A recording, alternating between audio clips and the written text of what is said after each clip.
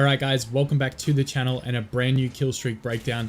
Today we're looking at a Killstreak of General Grievous, and this is one of the best Killstreaks I've gotten in my entire life.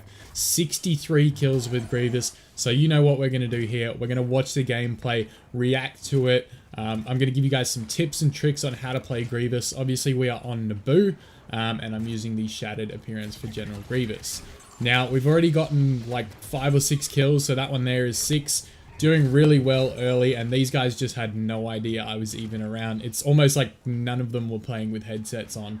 I crept up on so many enemies and they didn't realize I was even there. The star card loadout I'm using currently is the extra damage for unrelenting, not unrelenting events, the Claw Rush. Yeah, Claw Rush. Then I'm using the extra health cards as well, and the health on kill. So the health regen and the health on kill. So these are the cards that I've gone to and I've kind of found to be most effective. Grievous is really well suited for Naboo just because his Claw Rush ability is definitely one to get you in and out of corridors. I feel bad for this guy playing the aerial because I killed him like 4 or 5 times in this clip. Each time he was playing the aerial as well. I kind of chased him and hunted him down here. I went a little bit sweat mode for a minute, but that's the thing. Like, if you look at the thrust surge there, it's kind of broken to the point where, you know, you can chase those enemies that are really far away from you. As long as you get that initial lock on, he's going to get really close. So, I don't have extra damage on for Grievous, so he's not one-hitting everyone, but he's definitely one-hitting a lot of people from behind. So, I took some damage just there. I'm going to retreat a little bit and let my health come back. And I know it was kind of from over in this direction, so I'm going to loop back around, see if the guy's still there. Turns out he wasn't, but it's always best to play it safe, and if you get shot at from a certain direction, make sure you push back into that area and make sure that they're not still there, because as soon as you turn your back on that area, they're probably going to pop out again and shoot you. So I just wanted to make sure it was clear before pushing into the next objective. The thing with Naboo as well, in this first and sort of second phase, there's a lot of different corridors that you can go into and out of, and keep yourself in cover. And again, we come up against an AT-RT. These are pretty easy to take out with Grievous just because of his massive sort of area of effect of his lightsaber swings. They're huge. And I was talking about the AT-RTs in the last breakdown with Darth Maul. You know, it's fine to attack them with Maul because of his lightsaber. With Grievous, it's the same thing. You know, massive area of effect with those 2 lightsabers. So feel free to attack the AT-RTs. Whereas if you're playing any of the like single lightsaber heroes, you can get in a little bit of trouble with those AT-RTs.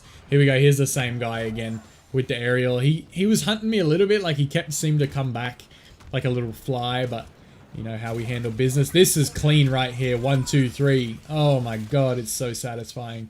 That is why you use the extra damage for the Claw Rush, because if you line up targets like that, you can just get so many kills with the line up weaklings card. I thought Grievous could make that jump. You see me try it like 2 or 3 times. Guess he can't. So that's kind of my bad. But, you know, we're just trying to progress through the map here. And notice I'm not pushing too far ahead just yet. You want to... The thing is with Naboo, you've got to clear out each almost sector as you go through. So I consider each building a sector of the map. So as we're pushing forward, you know, I got to make sure all the enemies are out of one sector before I move forward. Because if you move forward too early, you end up with people behind you, and that's how you're going to get killed really quickly. Same thing on the other side. So now I'm going to cross over to the other side of the map and clear that sector that's behind me just to make sure no one's kind of lurking in the background. They're going to come up behind me with a Stinger pistol or a Wookiee or something like that and just destroy me. So you want to always double check that there's not enemies behind you, because that's the quickest way that you're going to die. Another thing is make sure you're always keeping your eyes on the minimap. That's definitely a huge tip that I can give to you guys. Minimap is crucial in hero kill streaks. If you're not keeping your eyes on that, you're going to have Anakin run up behind you and just absolutely destroy you. Or, you know, 2 heroes or a couple of Wookiees or something like that, and you're going to get destroyed. So make sure you're keeping your eyes on the minimap as well. Here we go with Rey. Again, the Claw Rush is just so powerful, even against some of the most powerful heroes. Like Rey, for example. Claw Rush knocks her down. When you stand up on top, it hits them again, so it does more damage. And then 2 easy lightsaber swings, Rey's dead, and I don't even have the bonus damage cards on. So this is kind of exactly what you want to do against heroes. If you see one and they're not blocking, you need to hit them with that claw rush. It's going to knock them to the ground. You're going to get second bit of damage when you stand up, and then you're also going to get a double lightsaber hit on them if they're not blocking. So that's pretty much going to wipe out almost any of the heroes, which is great. Here's the aerial again, third time. I feel bad for this guy. I'm so sorry if you're watching this video. I killed him so many times in this video. But we're up to, I think, 27 that was. So doing really well at this stage. You guys know I like to push up and play the out of bounds area a little bit. Sometimes it gets me into a bit of trouble, and in this clip it actually almost does. But yeah, right now we're kind of sitting on the edge of, you know, pushing into the next phase. And I tell you guys this in all the Killstreak breakdowns. Once you've cleared the sectors behind you, make sure you play with that out of bounds area. You'll see me jump up here and I'll like adventure out into there. I didn't think I could get to those guys and get back out before the timer expired, so I just left it and backed out a little bit. And it's funny, as I was playing, you know, I'm on a great streak. This point right here, while I'm waiting for the next phase to open up, I got a text message, and part of me for some reason didn't realize I was out of bounds, and I should have actually died there. Like that timer got to 0. And I should have died, and I don't know why. Like, the game just happened to bless me, and thank God it did, because watch this. Bang, bang, bang.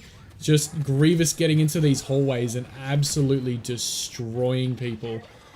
He's so fun to play in these narrow corridors, because as soon as you put that lineup weaklings card on where he does extra damage with the claw rush, you can just clear any assault officer or specialist out of there.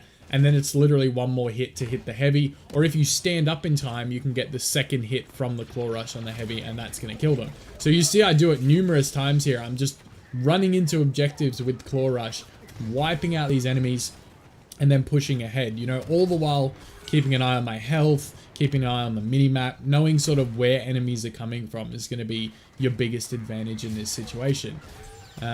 Just general awareness, like Grievous is an absolute savage. So his lightsaber, again, the area of effect is big enough for you to pretty much do whatever you want when you get into these narrow spaces. You know, you don't have to worry too much about blocking. You can get away with just like attacking, really, because he's so big and his swings do a lot of damage, considering, you know, you can kind of get away with just swing spamming a little bit. So we're up to 39. Again, nice little kill there. Just get pushed by a few people. And look at this. I no bother blocking, just getting in there and swinging. And luckily, there was a few too many and I was getting shot in the back. So you had to get out. And I'm blessed that they had terrible aim on that situation, because I really should have died right there. You know, once that guy started rolling, I probably should have backed off, because we know how hard it is to hit someone when they're rolling. Again, this is that aerial. 4th time killing him. I'm so sorry, dude. It's just one of those things. He kept getting in front of me and I kept seeing his name. So he was always playing the aerial class too. I don't know what that was. Maybe he's trying to level it up or something. But I was going to push the right hallway. You can see 2 people there and a turret. That's just not a smart option. So we go back towards the middle, and that's where I'm going to push from. As of right now, I'm at like half health. So we don't want to be, you know, too silly with the decisions we make. I was hoping to pick up a kill there, but I ran into the chair instead of the enemy. And the throne room is a whole different beast. The thing when you're playing Grievous on the throne room is, you know, he's a big target, so you've got to be careful. But he is a tiny target when you're using claw rush. And that's the trick I found to being successful with Grievous. Is this team was just stupid, by the way. I don't know why you'd put a squad shield there for a hero just to push into. But back to what I was saying, he's tiny when you're using claw rush, because he's low to the ground. He's right on the base of the ground, and he's moving so quickly. You'd have to have extremely good aim to be able to target someone when it's in that situation. You know what I mean? So he's just got such a good resistance to damage, and you know, he's quick when you use claw rush. He's got great lightsaber area of effects. He's fastly becoming one of my favorite heroes to play at this point, and after this kill streak, it's just even more so. I love playing him, and I'm going to be trying him on some different maps to get some streaks. But yeah, you watch this clip and I just keep claw rushing around the edges. Every time I see some enemies, it's claw rush, claw rush, claw rush. You know, as soon as I spot someone, it's bang, get in there and claw rush. You know, try and attack the heroes as well while I'm on the way, because it knocks them down if they're not blocking. And this Ray got a head full of steam and decided to chase me. My teammates took her out though, and same with Chewie. Tried to get a charge slam and get some health, but didn't end well for him. And, you know, while I was having this streak, I was kind of one of the only heroes to survive this entire last phase, and it's really impressive to be able to do that. Honestly, I'm not trying to be cocky or anything, but I never last this long with a hero in the final phase. I'm almost always dead within a minute or two of this final phase, and you see me get smashed by a detonite charge there from Han. So I've got to duck back again, regen that health. You don't want to be pushing in when you're low on health. It's just not smart, and it seems like a general tip, and it seems like common sense, but the amount of people I see do it is just ridiculous. So again, claw rush, because I know there's enemies around this corner. 1, 2, and finish off the third one. Wookiee and officer at the same time. Just absolute carnage in this hallway, and trying to take on Yoda there probably wasn't smart because I had enemies behind me. That's the only reason I didn't try and finish him in that situation. Same kind of thing. You don't want to be pushing too hard. And this guy, oof, dead.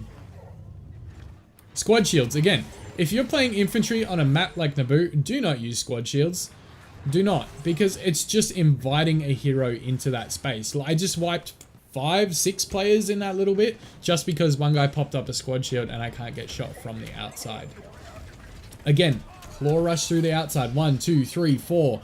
Line them all up and just obliterate everyone. That's exactly what you need to do in this situation. Unluckily, I get pulled by Anakin, attacked by Anakin. I managed to escape from him just barely. And then I am pretty much dead at this stage, thanks to Anakin. Again, rip. We all know that he's still a problem. But yeah, I'm at 61 or 62, and then I run through here, try and pick up Luke. I think I'm actually at 63. I could be at 62. I try and get Anakin. He's very low. I get this guy at some stage eventually. There we go. There's 63. Luke's at half health. I think I can take him, and he just gets the better of me. He had 2 quick lightsaber swings. I didn't block, and you know, that's the end of the streak right there. But you guys can see just how effective Grievous can be with the right star cards on. I think that's really what he's dependent on, especially on maps like Naboo, where, you know, there's close corridors, it's tight, you know, close quarters areas. Grievous is really good when you use the claw rush, and his lightsaber swings are so big that he's hard to get away from. You can't really outroll him, you know, you have to time it almost perfectly to get away from him. And even then, he can just turn around and just hack someone and pretty much just hit you anyway. So the roll is almost, and I say almost ineffective because I did get rolled away from a couple of times there. But it's more, you know, when you're attacking someone, you're being shot in the back is when you're going to take the most damage. But, you know, right there, I just had a little, like, too lower health pool, and I was trying to attack a hero, which I shouldn't have done. That was the mistake I made, which ultimately led to the end of this kill streak. You know, that phase went on for another couple of minutes. I could have picked up, you know, 70, 80 kills possibly if I just kept claw rushing through there and around the outside of that final phase. So that's something, you know, you guys should consider as well when playing Naboo. If you're trying to use Grievous in the throne room, make sure you claw rush around the edge, and also be aware not to push in when you have low health, and know when to escape. You know, that's the problem I have. You know, as long as I'm getting kills, I'm kind of happy to sit in there. I really shouldn't be like that. I should be more wary of, you know, taking on heroes, and that's kind of what gets me killed 9 times out of 10 when I'm having good kill streaks. So something to keep in mind. I really hope you guys are enjoying this series. This is, like I said at the start, this is one of the best kill streaks I've ever gotten. The only kill streak I've had higher than this was Yoda with 72, but unfortunately I think I've lost the game footage from that. It was a few months ago, and I think it got cleared off my PlayStation. So apologies that I don't have that video. I would love to share it with you, but we're going to have to just do it again, aren't we? So I'm going to leave a link down in the description to all the other hero kill streak breakdowns if you want to check them out. Make sure you smash a big thumbs up on this video. And if you are new to the channel, feel free to subscribe and turn notifications on, because I am aware that they don't always work, but when they do, you guys get alerted right away. Thank you so much for watching. I will see you in the next one, and may the Force be with you always.